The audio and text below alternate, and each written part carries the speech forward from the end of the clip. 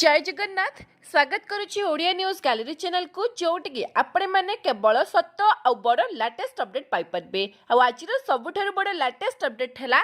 एबे जहाँ किसी लेटेस्ट अपडेट आसूची कि बंगोपसागर में सृष्टि होता साइक्लोनिक सर्कुलेशन बा घूर्णी बलयटी आ किछि घंटा मध्य एक लघुचाप क्षेत्र में परिणत हो जहाँकि परवर्ती समय मानकरे अधिक घनीभूत होकर एक well mark low pressure area बा एक साइक्लोन बा बात्यार परिणत हो। विभिन्न अंतर्जातीय मॉडल आको वेदर हो कि जीएफएस हो कि ECMWF हो तो सबु जाक वेदर फोरकास्ट मॉडल बर्तमान आकलन कले कि दक्षिण पूर्व बंगोपसागर में आसंता किछि घंटा मध्य जो लघुचापटी सृष्टि हेबो ता अधिक घनीभूत होगी एक साइक्लोन बा बात्यार रूप मध्य नेबो एवं परे परे पुणी एक जो लघुचाप सृष्टि हेबो ता भी मध्य अधिक घनीभूत होबार संभावना यथेष्ट अधिक रहुछि। आम ओडिशा उपरे मध्य यार प्रभाव रहिबो तो केउ केउ जिल्ला मानकरे केते प्रबल वर्षा हेबो केउ केउ जिल्ला मानकरे वर्षा सहित पवनर बेग मध्य अधिक रहिबो आम ओडिशार केउ जिल्ला मानकरे बात्यार प्रभाव सबडे अधिक रहिबो ते सबको जानिया पई निश्चित भिडियो को शेष पर्यंत देखंतु। जो भाई माने जो सांग माने आज नुआ करी चैनल को आस्थिबे चैनल को सब्सक्राइब करके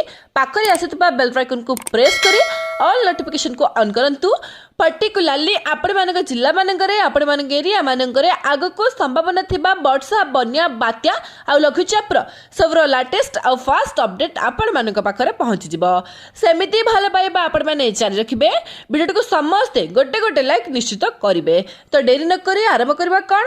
तो एबे जहाँ किसी लेटेस्ट अपडेट आसूची आम इंडियन मेट्रोलॉजिकल डिपार्टमेंट बा IMD तरफ कि आसंता किछि घंटा मध्य सुमात्रा उपकूल में सृष्टि होता साइक्लोनिक सर्कुलेशन बा घूर्णी बलयटी अधिक घनीभूत होकर एक लो प्रेशर एरिया बा एक लघुचाप क्षेत्र में परिणत हो दक्षिण पूर्व बंगोपसागर में जहाँकि नॉर्थ वेस्ट डायरेक्शन रे गति करिवो ता माने आम दक्षिण ओडिशा आंध्र प्रदेश तेलंगाना तमिलनाडु आड़ को गति करिवो। एहा आंध्र प्रदेश उपकूल अतिक्रम करिवार यथेष्ट अधिक संभावना थिला किंतु तार दिग वर्तमान टिके मूवमेंट करछि वेस्ट आड़ को जहाँकि वर्तमान कहा जाउछि कि तमिलनाडु रे एक बात्या रूप में ताहा लैंडफॉल करिवो। तो तेणु करी एई जो लघुचापटी अधिक घनीभूत होकर परवर्ती 12 घंटा मध्य वर्तमान IMD कहलानी कि यह डिप्रेशन बा अवपातर रूप मध्य नहीं पारे किंतु GFS मॉडल हो कि अमेरिकीय पाणीपाग विज्ञान केन्द्र आको वेदर वर्तमान जहाँ किसी आकलन करुचंती कि यह एक साइक्लोन बा बात्यार परिणत हेबो। तो सबुठ बड़ कथा कि जेतेबेले अधिक घनीभूत होकर बात्यार रूप नेबे लघुचापटी तो यह रिकवर करिवो कि कण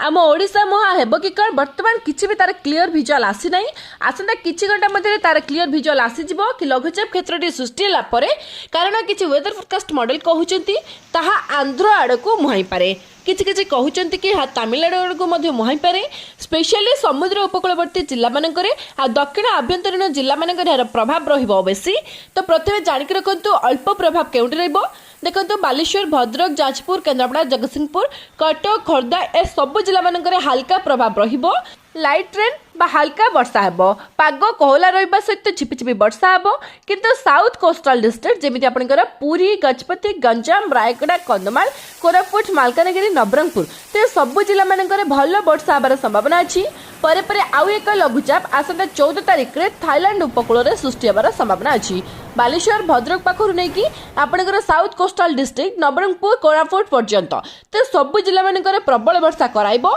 14 रु 19 तारिख पर्यंत किंतु सबुठ बड़ कथा कि एई जो लघुचापटी कहा जाउछि कि बात्यार रूप नेबो ता केते भयंकर रूप नेउछि केते अधिक घनीभूत हेउछि आम ओडिसा रे केउ जिला मानकरे केते प्रभाव रहिबो।